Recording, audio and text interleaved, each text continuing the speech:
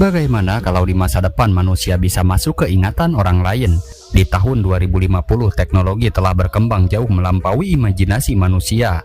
Kini kenangan bukan lagi sesuatu yang hanya bisa diingat, tetapi bisa diputar, dibagikan, bahkan dijual kepada orang lain. Namun teknologi ini ternyata menyimpan rahasia besar, karena ketika seseorang masuk ke dalam memori orang lain, mereka mungkin menemukan sesuatu yang seharusnya tidak pernah mereka lihat. Dan inilah kisah selengkapnya.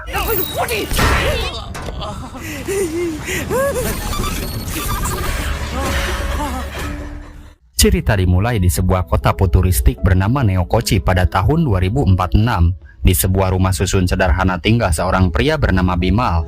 Untuk mengisi hari-harinya, Bimal sering memainkan sebuah game VR atau virtual reality yang bisa diakses dengan mudah cukup dengan membayar sejumlah uang.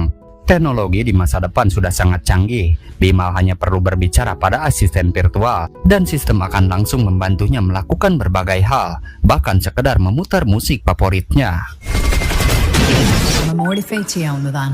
Play positive music.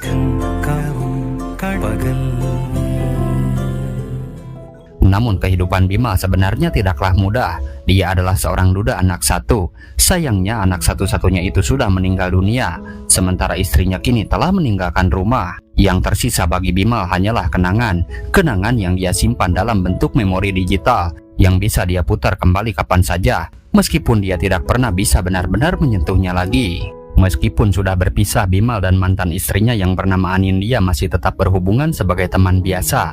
Menariknya, penampilan Anindya kini terlihat sangat berbeda. Karena di zaman ini memori masa lalu bisa dihapus. Seseorang bisa menghapus kenangan buruk dalam hidupnya dan memulai hidup baru tanpa beban.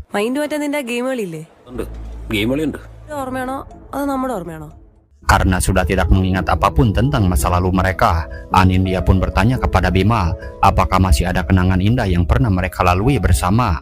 Namun dengan tenang Bimal menjawab bahwa dia sudah lupa semuanya. Bahkan menurutnya dalam 3 tahun terakhir, tidak ada kenangan indah yang tersisa. Padahal kenyataannya, dulu kehidupan mereka sangat bahagia.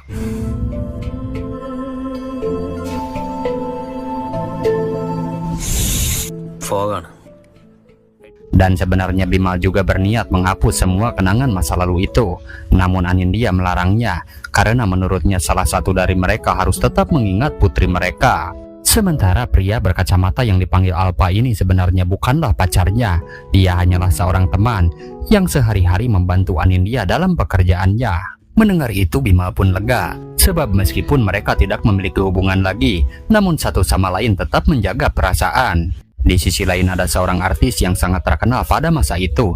Namanya adalah Prida Soman. Berbeda dengan kebanyakan orang di zaman tersebut, Prida memilih tampil apa adanya, tanpa bantuan teknologi AI yang bisa mengubah penampilan seseorang. Karena itulah, Prida Soman menjadi idola banyak orang termasuk Bimal.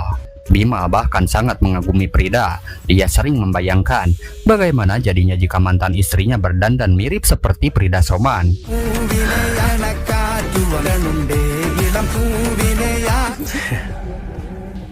Melihat Bimal yang begitu terobsesi pada artis itu, Anindya kemudian memberitahu sebuah informasi menarik. Katanya baru-baru ini ada sebuah potongan memori milik Prida Soman yang bocor ke publik. Memori itu dikenal dengan nama memori Simon. Dan kebetulan, memori tersebut saat ini dimiliki oleh seseorang bernama Charlie. Lalu sebelum mereka berpisah, Anindya sempat memberi semangat kepada Bimal. Dia mengatakan agar Bimal tidak terus menyalahkan dirinya sendiri atas kematian putri mereka. Sementara itu Anindya sendiri terlihat baik-baik saja. Tidak ada kesedihan, tidak ada rasa galau, karena semua kenangan menyakitkan dalam hidupnya telah dia hapus sepenuhnya.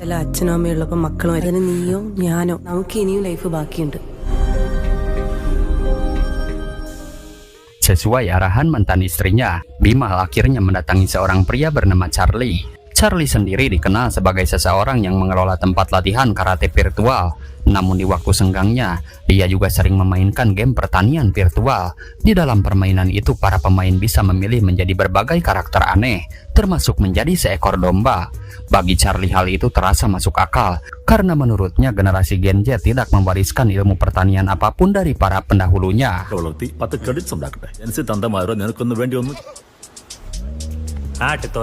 Setelah berbasa-basi sebentar, Charlie pun langsung masuk ke pembicaraan yang lebih serius. Dia mengaku memang memiliki sebuah potongan memori milik Prida Soman.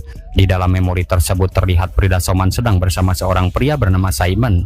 Lalu ketika dia masuk ke dalam memori itu, dia tidak hanya melihat kejadian tersebut sebagai penonton, melainkan dia benar-benar merasakan sensasi menjadi Simon, seolah-olah dia sedang hidup di dalam tubuh orang itu. Simon's memory. Nuguri, endamone. You will love it. Setelah tiba di rumah, Bima langsung mencoba kaset memori bertuliskan Simon. Tanpa ragu dia segera memasangnya ke dalam perangkat VR miliknya. Beberapa saat kemudian, Bima pun masuk ke dalam potongan memori tersebut. Dia sekarang berada di dalam pengalaman milik Prida Soman, artis yang selama ini sangat dia kagumi. Di dalam memori itu Bima terlihat mengenakan jaket kulit coklat dan membawa satu kompan bensin. Dalam memori ini Bima tidak menjadi dirinya sendiri. Dia berperan sebagai seorang pria bernama Simon. Prida pun kemudian meminta Simon agar tidak memberitahu siapapun tentang pertemuan mereka. Bahkan dia juga menyuruh Simon mematikan seluruh kamera CCTV di hotel tersebut. Ternyata Simon diminta untuk membakar ruang kontrol CCTV. Dan entah apa tujuan sebenarnya. Namun Simon tetap menuruti semua permintaan Prida. Mungkin dia berharap setelah semua ini selesai dia bisa berduaan dengan Prida di kamar hotel.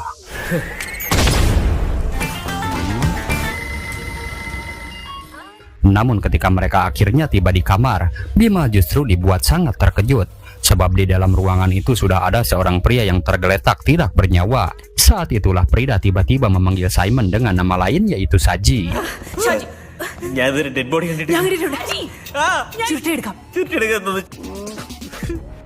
Dengan berbagai bujuk rayu, Prida kemudian meminta Saji membantunya mengamankan mayat pria tersebut. Mereka pun lalu memasukkan tubuh itu ke dalam mobil. Namun masalah baru muncul. Seorang wartawan tiba-tiba datang dan mengganggu mereka. Wartawan itu ingin meliput sesuatu dan bahkan memaksa untuk ikut masuk ke dalam mobil mereka. Ternyata wartawan tersebut sedang menunggu seseorang bernama Clint, seorang produser eksekutif terkenal. Mendengar nama itu Prida sedikit terkejut karena pria yang sudah tergeletak tidak bernyawa itu sebenarnya adalah Clint, produser yang sedang dicari oleh wartawan itu. Mengingat semua perlakuan buruk yang pernah dia terima dari Clint, Prida merasa sangat membenci pria itu. Dia pun meminta wartawan tersebut segera keluar dari mobil, meskipun saat itu hujan deras sedang turun di luar.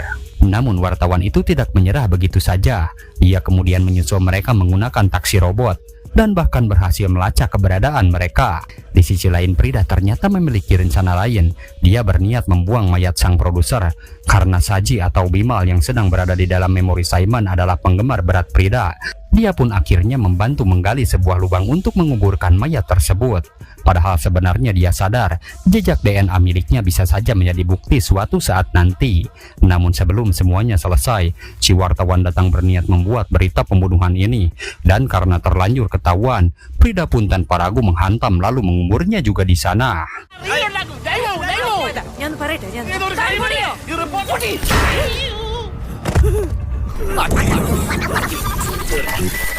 Dan tiba-tiba memori itu mengalami glitch. Penglihatan Bima mulai putus-putus, yang ternyata baterai perangkat game miliknya sudah hampir habis. Bukannya menikmati pengalaman indah bersama Prida, Bima justru melihat sisi lain dari sosok idolanya itu, sisi yang jauh lebih gelap dan bahkan mengerikan. Sementara itu di dunia nyata, Prida Soman sendiri sedang menikmati waktunya dengan menonton rekaman videonya sendiri. Dia tampak begitu percaya diri bahkan terpukau dengan dirinya sendiri.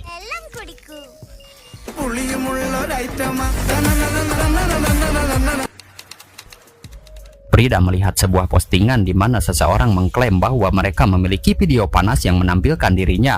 Di sisi lain Bima kembali menemui Charlie untuk menceritakan pengalamannya. Dia mengatakan bahwa di dalam memori itu Prida telah membunuh seorang produser dan juga seorang wartawan. Namun jelas Charlie sama sekali tidak percaya karena menurutnya pengalaman yang dia rasakan di dalam memori tersebut justru sangat berbeda. Dia mengaku bahwa ketika memainkan memori itu, dia malah bermesraan dengan Prida. Tetapi di waktu yang sama Prida bersama asisten dan pengacaranya mendatangi kantor polisi. Mereka pun melaporkan bahwa memori pribadi milik Prida telah bocor ke publik. Polisi pun menjelaskan bahwa siapapun yang menyebarkan memori tersebut bisa dikenai hukuman. Namun menurutnya memori seperti itu sering diubah menjadi sebuah game virtual. Game tersebut kemudian bisa dimodifikasi dan dimainkan oleh siapa saja. Meski begitu, pengacara Prida memberikan penjelasan yang berbeda. Menurutnya itu bukan sekedar permainan, melainkan pengalaman nyata seseorang yang diekstrak langsung dari otak manusia. Memori tersebut biasanya digunakan untuk tujuan terapi, namun sayangnya ada orang yang justru menyalahgunakannya. ഇത് സത്യത്തിൽ ഗെയിം അല്ല. എക്സ്ട്രാക്ട് ചെയ്തെടുത്തിട്ട് site cell ചെയ്യും. ഫ്രൈഡേയുടെ ഈ വീഡിയോ ഇതിന് Mendengar itu, polisi pun kemudian melakukan penyelidikan. Dengan melihat postingan itu, tidak sulit bagi polisi untuk melacak siapa saja yang pernah mengaksesnya. Hingga salah satu nama yang muncul dalam daftar itu adalah Charlie, yang pada akhirnya Charlie bersama anak buahnya pun ditangkap. Polisi kemudian langsung menginterogasi Charlie. Mereka menanyakan bagaimana cara kerja memori tersebut. Charlie pun menjelaskan bahwa memori itu dia dapatkan dari seorang pasien yang dirawat di sebuah rumah sakit di Cina. Memori tersebut telah diekstrak dari otak pasien itu, lalu diubah menjadi sebuah file digital. Menurut Charlie, ketika seseorang memainkan memori itu, mereka tidak hanya melihatnya seperti menonton video, melainkan merasakan seluruh pengalaman itu secara nyata, seolah-olah mereka benar-benar berada di dalam tubuh orang tersebut, termasuk semua sensasi yang dia rasakan saat bertemu dengan Prida.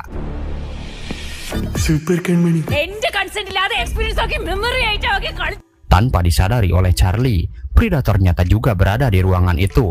Mendengar penjelasan tersebut, jelas Prida langsung terlihat marah. Dia merasa sangat kesal karena Charlie telah masuk ke pengalaman pribadinya tanpa izin. Prida bahkan menegaskan bahwa dia tidak pernah memiliki hubungan dekat dengan pria manapun. Melihat situasi itu, polisi kemudian memiliki sebuah ide.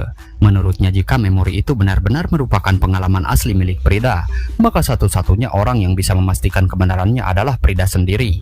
Polisi pun meminta Prida untuk masuk ke dalam memori tersebut, agar mereka bisa mengetahui siapa sebenarnya pria yang bersama di dalam rekaman itu. Mendengar itu, Prida pun langsung tampak gugup. Namun polisi segera menyiapkan sebuah bak air khusus yang digunakan sebagai media untuk memasuki permainan virtual tersebut. Prida pun dipasangi perangkat virtual dan kaset memori bertuliskan Simon lalu dimasukkan ke dalam mesin. Dan ketika permainan dimulai, sesuatu yang aneh pun terjadi. Di dalam memori itu, Prida justru bertemu dengan dirinya sendiri. Sosok itu mengenakan jaket coklat, persis seperti yang sebelumnya dipakai oleh Bimal ketika dia memainkan memori tersebut.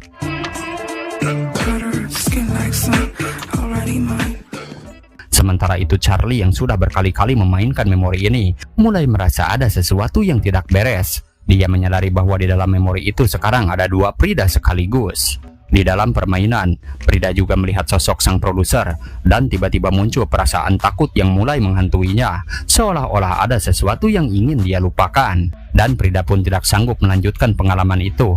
Dia pun segera menghentikan permainan. Alhasil tidak ada petunjuk sama sekali yang ditemukan. Setelah itu, polisi kembali menanyai Charlie. Dia menanyakan kepada siapa saja Charlie pernah membagikan memori tersebut. Awalnya Charlie pun ragu, namun akhirnya dia menyebut satu nama lagi yang tidak lain dia adalah Bimal. Tanpa menunggu lama, polisi pun segera bergerak menuju rumah susun tempat Bimal tinggal. Saat itu Bimal sendiri sedang asyik memainkan game virtual bertarung melawan para zombie. Namun tiba-tiba beberapa sosok polisi muncul di dalam pandangannya. Bimal pun mengira itu hanyalah bagian dari permainan. Dia bahkan sempat berpikir bahwa game ini terasa semakin realistis karena polisi ikut membantu. Padahal yang datang sebenarnya adalah polisi sungguhan. Dan tidak lama kemudian, Bimal pun langsung ditangkap.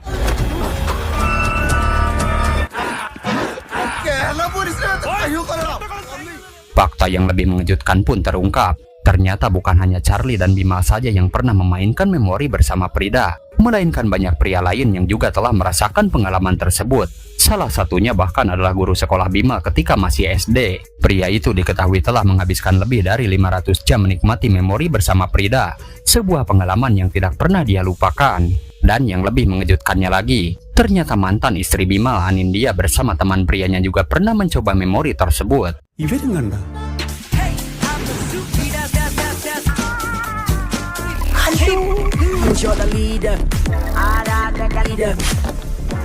Kemudian polisi menggunakan teknologi interogasi canggih yang mampu membantu mendeteksi kebohongan seseorang. Saat diinterogasi, Bimal mengaku bahwa dia belum pernah menonton video dewasa. Namun sistem tersebut langsung menunjukkan bahwa Bimal sedang berbohong. Di situ Bimal pun mencoba membela diri. Dia mengatakan bahwa setelah berpisah dari istrinya, dia merasa sangat kesepian. Namun dia juga menegaskan sesuatu yang berbeda, kalau dia tidak merasakan sensasi seperti yang dialami orang lain. Justru yang dia alami di dalam memori itu adalah kejadian yang sangat mengerikan. Dia mengatakan bahwa di dalam memori tersebut, Prida Soman telah membunuh seorang produser dan seorang wartawan. Petugas yang memonitor interogasi itu pun mulai merasa bahwa kali ini Bimal mungkin tidak berbohong. Dan berdasarkan keterangan Bimal, polisi kemudian membuka kembali data orang hilang. Dan benar saja, produser serta wartawan yang disebutkan Bimal ternyata memang telah menghilang sejak 6 tahun yang lalu. Karena itu polisi akhirnya memutuskan untuk melakukan penyelidikan langsung. Mereka pun mendatangi lokasi yang disebutkan oleh Bimal. Namun tempat itu kini sudah berubah menjadi sebuah bangunan baru. Tetapi dengan bantuan robot pelacak, mereka pun benar-benar menemukan kerangka manusia yang diduga kuat adalah milik sang produser dan wartawan yang telah lama hilang.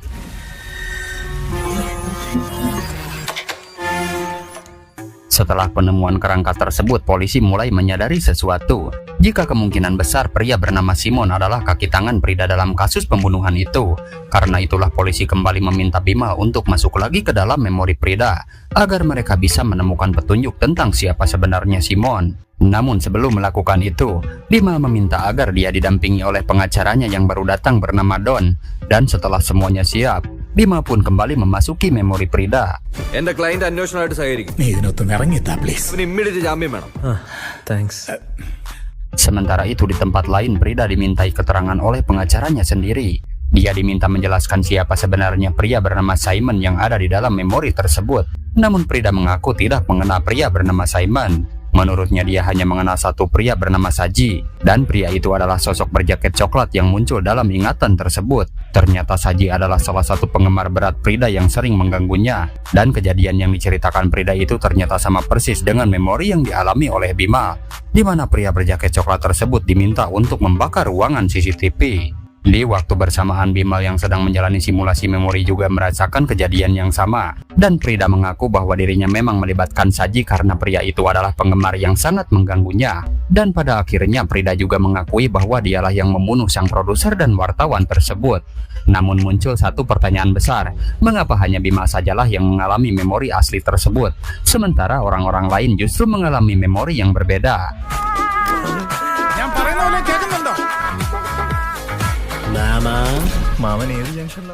Di sisi lain, Bimal telah selesai menjalani tes. Dia mencoba mengingat kembali wajah Simon yang dia lihat di dalam memori. Menurutnya pria itu memiliki wajah yang dipenuhi ekspresi nafsu. Lalu dengan bantuan teknologi mesin virtual yang canggih, sistem kemudian mencari kecocokan wajah dari berbagai data pria. Hingga pada akhirnya ditemukanlah seseorang yang sangat cocok dengan deskripsi tersebut, yang ternyata pria itu adalah seorang vlogger bernama Saji. Beruntung setelah memberikan kesaksiannya, Bimal untuk sementara diizinkan pulang. Namun tanpa dia sadari, Saji yang asli ternyata mulai membututinya. Di sisi lain, Prida mulai panik. Dia meminta pengacaranya untuk menyelamatkannya dari hukuman. Lalu salah satu asistennya memiliki sebuah ide.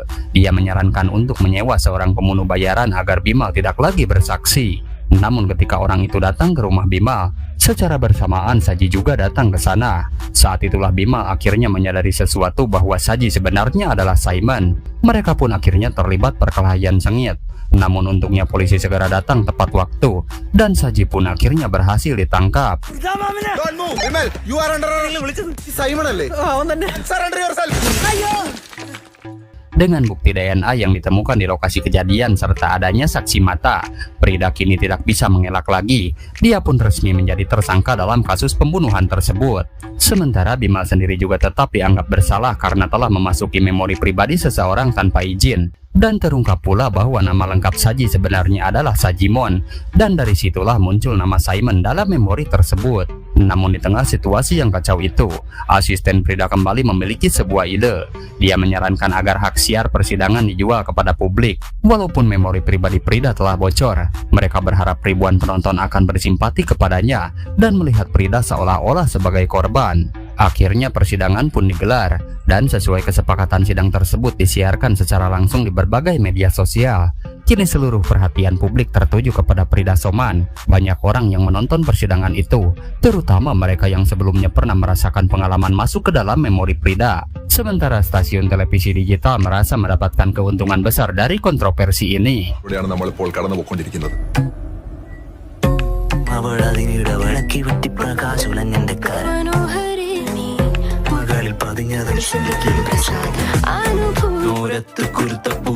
Lalu ketika sidang berlangsung, pengacara Prida mulai menyerang. Dia mengatakan bahwa Bima pernah 2 kali mengunjungi psikiater dan bahkan sempat dicurigai sebagai pecandu narkoba. Selain itu, sejak kematian putrinya, kondisi mental Bima juga dianggap tidak stabil, ditambah lagi dengan latar belakang hidupnya yang berasal dari lingkungan kelas bawah. Pengacara itu kemudian mencoba meyakinkan pengadilan, sebab menurut data kriminal nasional, orang dengan latar belakang seperti Bima memiliki potensi melakukan kejahatan.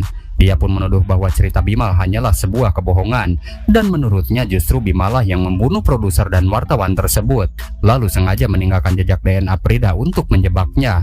Dan semua orang pun mulai bertanya-tanya siapakah sebenarnya yang mengatakan kebenaran. നിങ്ങൾ കൊണ്ട് തന്നെയായിരിക്കും വൈഫും സെപ്പറേറ്റിന് കുഞ്ഞും മരിച്ചു തന്നെ കൊന്നു മാടത്തിന്റെ DNA ഇവരുടെ തലയിൽ കെട്ടിവെക്കാണ്ട് വരുന്നത് completely pointless.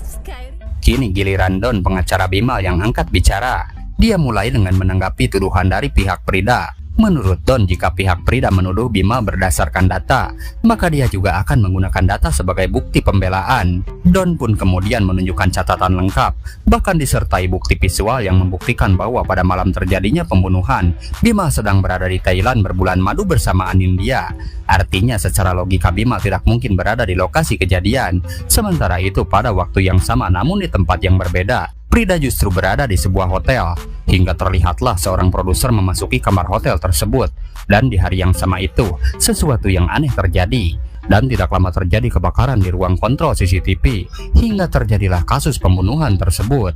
Karena itulah Don menegaskan bahwa Sajimon dan kliennya Bima bukanlah pelaku, melainkan saksi yang mengetahui kejadian tersebut. Namun pihak Prida tidak tinggal diam. Pengacaranya pun kembali membela. Dia mengatakan bahwa pengalaman yang dialami Bima tidak bisa dipercaya, karena memori yang dilihat Bima jelas berbeda dengan pengalaman orang lain. Selain itu, dia juga menegaskan bahwa saksi mata adalah seseorang yang benar-benar melihat kejadian tersebut secara langsung, sementara Bima hanya melihatnya melalui memori virtual yang kebenarannya masih bisa dipertanyakan. ഷാജിമോനും എന്റെ ചില ദൃക്സാക്ഷികളാണ്. അറിയാമോ എന്താണ് ദൃക്സാക്ഷി? എക്സ്പീരിയൻസ് എല്ലാവരും എക്സ്പീരിയൻസ്. ഇതവൻ എന്തോ വേറെ ഏതോ കണ്ടത്. Di sisi lain, siaran langsung persidangan ini terus ditonton banyak orang. Situasi di ruang sidang pun semakin memanas. Pengacara Prida kemudian mencoba menyerang balik. Dia bahkan melibatkan guru SD Bimal, yang sebelumnya juga diketahui pernah menonton memori Prida. Lalu dengan nada menyindir, dia mengatakan bahwa baik guru maupun murid ternyata sama saja. Keduanya sama-sama menikmati memori tersebut. Namun Don kembali membela kliennya. Dia mengatakan bahwa rasa kesepian adalah hal yang manusiawi baik muda maupun tua. Seseorang yang ditinggalkan oleh pasangan pasti bisa merasakan kesepian. Hal yang sama juga bisa terjadi pada seorang janda, karena pada akhirnya itu adalah kebutuhan biologis manusia. Don bahkan mengatakan dengan tegas bahwa hanya karena seseorang ditinggalkan oleh istrinya, bukan berarti dia akan berhenti makan, berhenti hidup, atau berhenti menjalani kebutuhan dasar sebagai manusia. Menurutnya semua itu adalah hal yang normal, hingga perdebatan di ruang sidang pun semakin memanas, yang akhirnya situasi menjadi tidak terkendali. Dan karena keadaan semakin kacau, hakim pun memutuskan untuk menunda persidangan. Let's have a commercial break. Frida, kotal silent ആയിട്ടിരുന്നാൽ views. Saat persidangan ditunda, pihak media digital yang menyarankan sidang tersebut memberikan saran kepada Prida. Mereka meminta Prida tidak diam saja. Menurut mereka, Prida harus melakukan sesuatu yang bisa mengundang simpati penonton, terutama para ibu rumah tangga yang menonton di rumah. Mereka bahkan menyiapkan alat komunikasi canggih yang akan memberikan Prida dialog dan instruksi secara langsung. Prida hanya perlu mengikuti instruksi tersebut saat persidangan kembali dimulai. Dan tidak lama kemudian sidang pun kembali dilanjutkan. Prida muncul dengan penampilan yang sangat mencolok, sesuai dengan citra dirinya sebagai artis papan atas. Kali ini giliran Sajimon yang memberikan kesaksian. Dia menjelaskan bahwa pada malam kejadian, dia sedang melakukan siaran langsung di media sosial. Saat itu dia bahkan sempat memposting foto Prida, yang membuat jumlah penontonnya meningkat drastis. Menurut Sajimon, apa yang dia lakukan hanyalah hal biasa yang dilakukan oleh seorang penggemar artis. Namun secara mengejutkan, Prida sendiri memberikan komentar di siaran langsungnya, dan bahkan mengajaknya untuk bertemu secara pribadi. Tentu saja Sajimon tidak mungkin menolak kesempatan itu. Namun sebelum bertemu, Prida meminta Sajimon untuk membawa minyak tanah dan juga tali. Tanpa banyak bertanya, Sajimon pun mengikuti permintaan itu. Dia kemudian datang ke hotel tempat Prida berada, dan di sanalah tragedi itu terjadi. Yang awalnya dia bayangkan sebagai malam indah bersama idolanya, ternyata berubah menjadi mimpi buruk. Pada akhirnya Sajimon hanya bisa pulang dengan perasaan bingung, dipenuhi oleh bayangan dan fantasi tentang kejadian malam itu. Namun tanpa dia sadari, memori pengalamannya telah dicuri. Memori itu kemudian dikenal sebagai memori Simon dan akhirnya menyebar ke banyak orang. Itulah sebabnya banyak orang yang merasakan pengalaman yang sama tentang Prida. Don pun kemudian menjelaskan fakta lain. Dia mengatakan bahwa setelah kejadian malam itu, Sajimon sempat pergi ke Cina. Di sanalah dia menyadari bahwa Prida dan asistennya telah menyewa pemenuh bayaran untuk menghilangkan saksi utama. Namun ternyata Sajimon masih selamat. Lalu saat dirawat di rumah sakit, terjadi kesalahan dalam penyebutan namanya. Nama Sajimon jadi terdengar seperti Simon, dan dari situlah akhirnya muncul istilah memori Simon. Sajimon's memory. Simon memory. Setelah itu kini giliran Bimal yang memberikan kesaksian. Dengan suara yang tenang dia menceritakan kehidupannya. Dia berkata kalau sudah 2 tahun sejak kematian putrinya, istrinya Anindya tidak sanggup menahan kesedihan itu. Akhirnya mereka pun mengambil keputusan berat, yaitu memilih menghapus kenangan menyakitkan tersebut dari ingatannya. Namun Bimal memilih tetap menyimpan memori itu, karena baginya sebagai seorang ayah dia tidak ingin melupakan putrinya. Sementara untuk mengatasi kesedihannya sendiri, Bimal sering bermain game simulasi virtual. Namun seberapa banyak permainan yang dia mainkan tidak ada yang bisa mengembalikan putrinya. Dan dalam kondisi mental yang rapuh itulah Bimal akhirnya masuk ke memori Prida. Dia sendiri tidak memikirkan apakah itu benar atau salah. Namun kenyataannya pengalaman yang dia rasakan ternyata sangat berbeda dengan orang lain. Menurutnya mungkin karena cara pandangnya yang selalu terarah pada kematian dan kehilangan. Namun Bima berkata bahwa apapun keputusan hakim nanti, dia pun siap menerimanya. Karena menurutnya hukuman apapun tidak akan pernah sebanding dengan semua penderitaan yang telah dia alami. ഞാൻ ഒരു അച്ഛനല്ലേ, സ്റ്റില്ലല്ലോ. എന്ത് ശിക്ഷ തന്നാലും സ്വീകരിക്കാൻ തന്നാലും ഇത്രയും നാൾ അനുഭവിച്ചതിന്റെ 7 അടുത്ത് വരില്ലല്ലോ.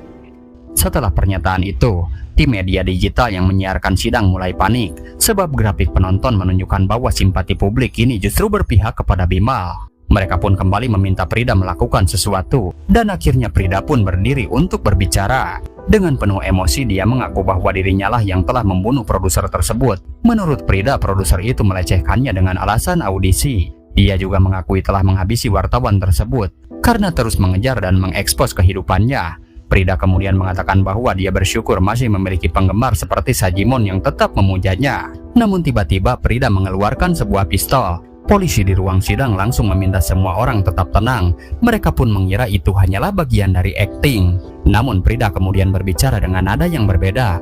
Dia mengatakan bahwa sebenarnya yang diinginkan oleh para penonton hanyalah mengintip kehidupan pribadinya. Semua media hanya menginginkan berita viral dengan memanfaatkan dirinya. Sebagai seorang artis, Prida merasa bahwa tubuhnya sudah bukan lagi miliknya sendiri, melainkan sebuah objek yang diperdagangkan oleh banyak pihak. Dan tiba-tiba sesuatu yang mengejutkan terjadi. Ternyata pistol itu bukanlah properti kosong. Prida benar-benar menembakkan pistol asli dan mengarahkannya langsung kepada Bimal. എന്റെ ലൈഫ് വേണ്ടേ ബൈറ്റ് സൂപ്പർസ്റ്റാർസ് back. Exaggerate ഭ്രാന്തായിരിക്കുന്നു. ബോഡിയല്ല, വേറൊരു object. Don't take law into your hands. Put your guns down. Namun sesaat setelah itu tiba-tiba semuanya mengalami glitch. Adegan persidangan itu mulai terdistorsi dan perlahan terungkap bahwa semua kejadian yang kita lihat sejak awal ternyata hanyalah sebuah game virtual yang sedang dimainkan oleh Bimal sendiri. Sebab kenyataannya kehidupan Bimal sebenarnya baik-baik saja. Anindya masih hidup, begitu juga dengan putri mereka, dan mereka semua tinggal bersama dalam satu rumah.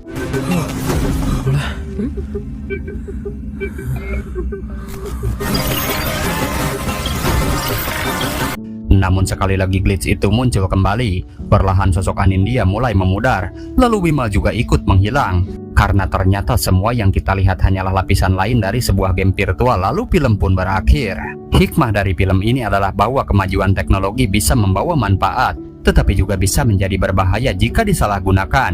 Ketika ingatan manusia bisa diakses dan diperjualbelikan, Batas antara privasi, kenyataan, dan hiburan menjadi kabur.